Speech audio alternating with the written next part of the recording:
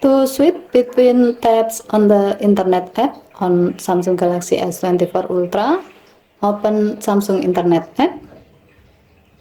If you have opened multiple websites on multiple tabs, you can switch between tabs by using two ways.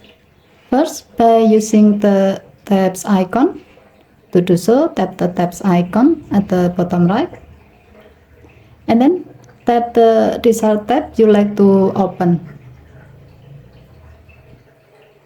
Second, by using tabs bar. To do so, you have to enable show tab bar option first. Tap the three horizontal line icon at the bottom right. Tap setting. Tap layout and menus. And then tap the gray on offset next to show tab bar until the switch turns blue to turn it on. To see the result, tap the back key twice.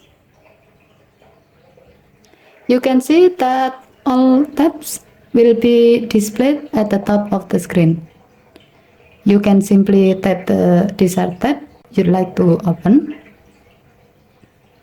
Okay, thank you for watching. Please help to like and subscribe. Have a nice day.